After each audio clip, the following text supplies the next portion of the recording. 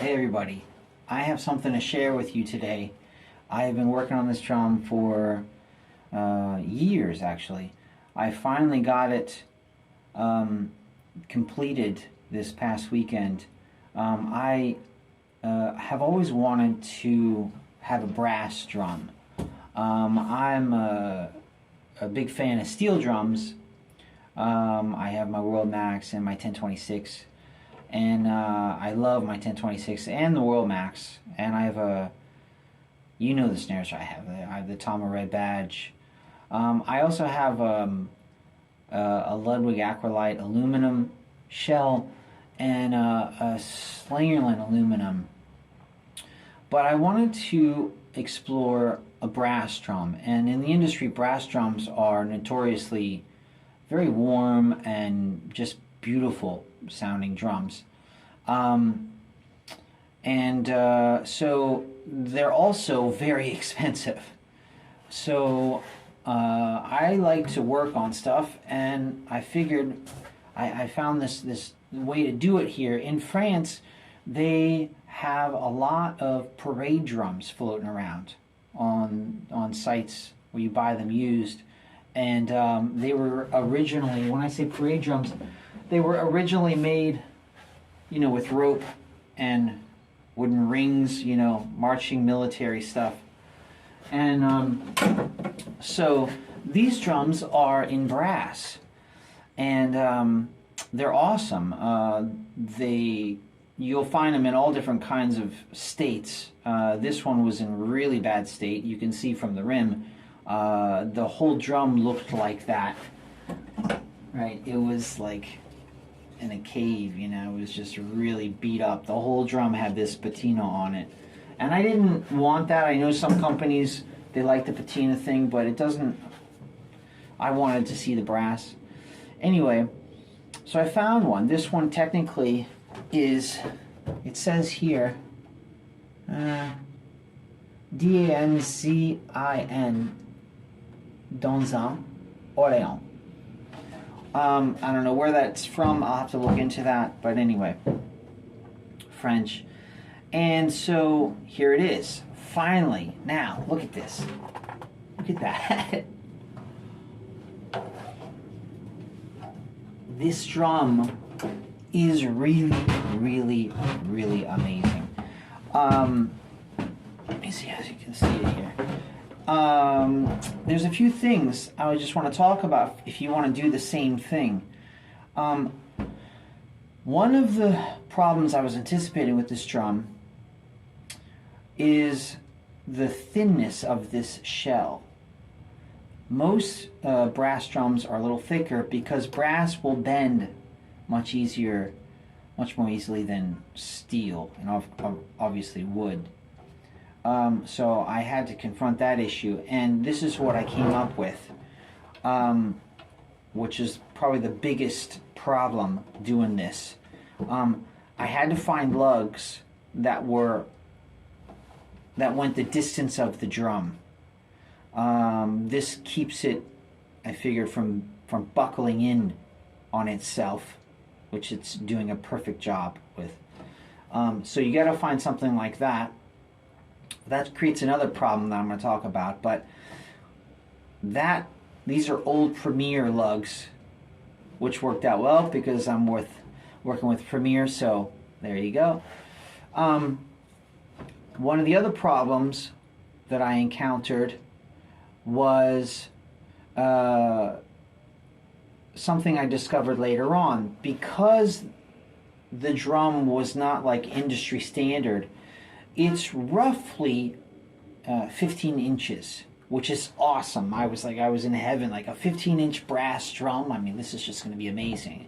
And it's about 8 inches, I guess, something like that, deep. Here's a WD-40 can.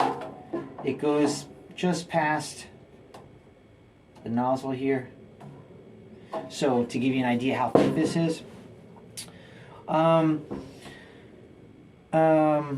But something I discovered, because it was just shy of 15 inches, when it came time to put the rims on and tighten everything up, the tension rods were not going into the swivel nuts properly. So I figured out, where's that piece? It's around here somewhere. I don't know what I did with it. Well, anyway, I got another piece here. This is, I found at the hardware store, strip of aluminum that's roughly the same width as these lugs. And where's that piece at? I had a test piece. Oh, here it is. There it is. So, test piece. Now, this created some other problems because it's aluminum, and if you don't use the right bit, like a wood bit or just a regular metal drill bit, whatever, it melts the aluminum. Aluminum gets very hot when you drill into it. And you also have the bit that just kind of skips all over the surface like a needle on a record. So you got to get a good bit. And so this is $10 bit, and it looks like this. It's a cobalt bit, and at the top there you have an extra piece that keeps the drill from sliding all over the place, which you absolutely need. So keep that in mind if you're going to do this. Once I got that done, these little strips I was able to put underneath each one of these lugs. You could barely see it. There's that line right there. It blends perfectly with these lugs, and that added the few millimeters I needed on around the whole drum to get the swivel nuts in line with the rims, and it worked. They all go in. As I was doing that, the drum had buckled a little bit, and I had to pull out the rim, the edge of the drum each time I put those tension rods in, but it worked beautifully.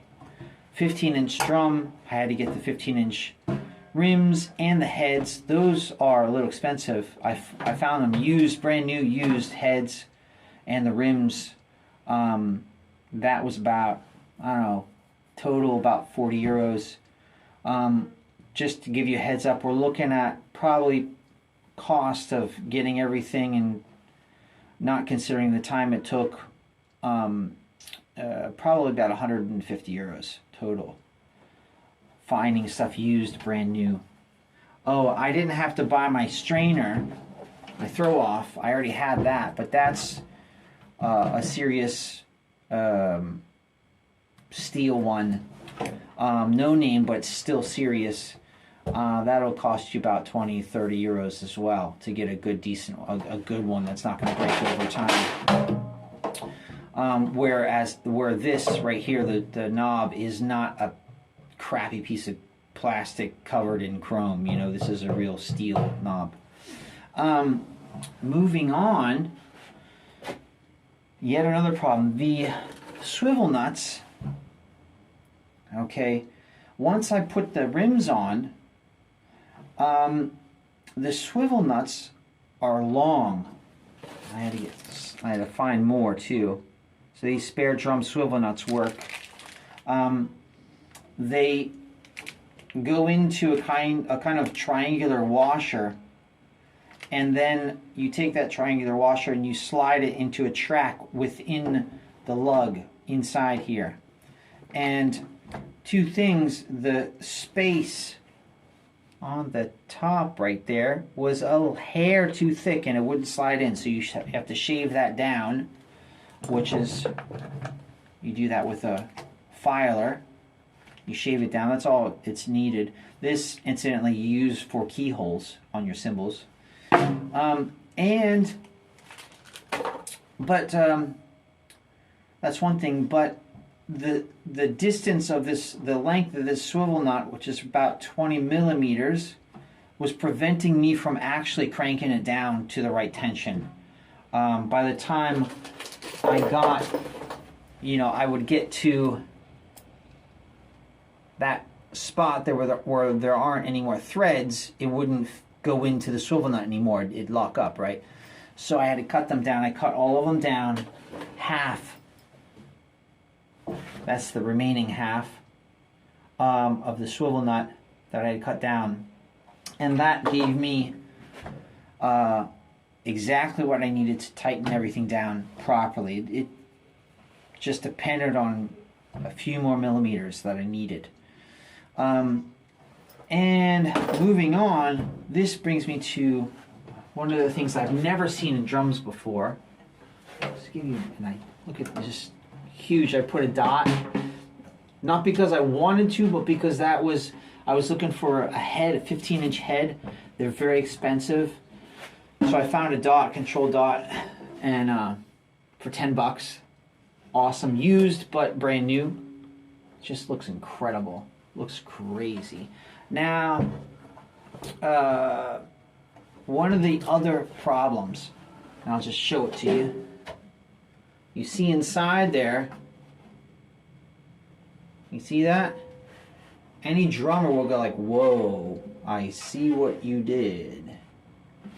So inside, there you can see it right there. Inside, there's a metal strip here. See that right there? Not a metal strip, a wooden strip. This is my test piece. I was so worried about the brass buckling, because I mean, if you, even right here where there is no piece, I can see it move. It's that thin. It's super thin. It's probably about 1 millimeter. That's like 2 millimeters thick. Now, maybe not even that. 1.5 millimeters thick.